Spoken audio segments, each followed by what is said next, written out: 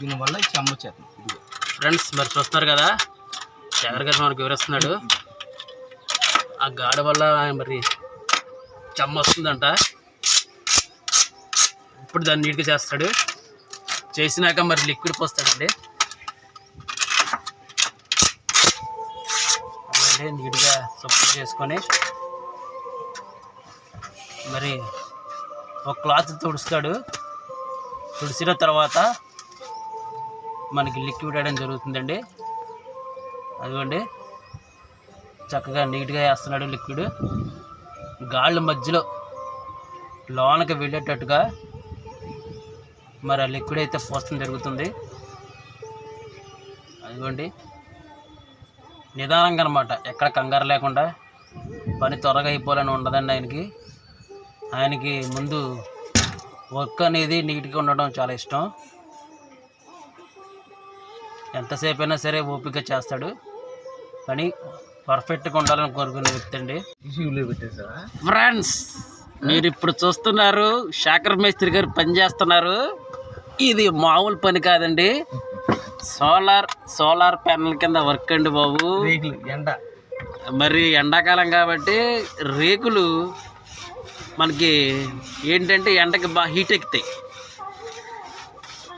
అయినప్పుడు మనకి కిందకి వేడొస్తూ ఉంటుంది. అది రాకుండా ప్లస్ ఏంటంటే లీకేజ్ అవ్వకుండా చేస్తాండి వర్క్. ఈ వర్క్ చేయాలంటే చాలా సాహసం కూడుతున్న పని. అయినా సరే శేఖర్ గారు ఒక సాహసంగా చేస్తాడండి పని. ఈ వర్క్ ఆయన చేయగలడండి, ఎవరు చేయలేరు. మీరు చూస్తున్నారు కదా, అదిగోండి.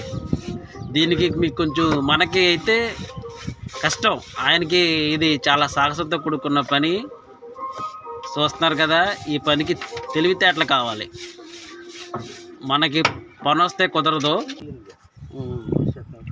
ఫ్రెండ్స్ మరి ఇది బయట వర్క్ అండి.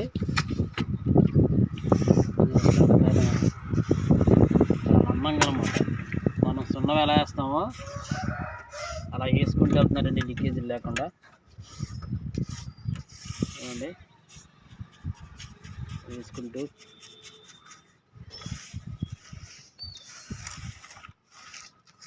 ఇలా వేస్తే మనకి వాటర్ లీకేజ్ ఉండదండి. మనకి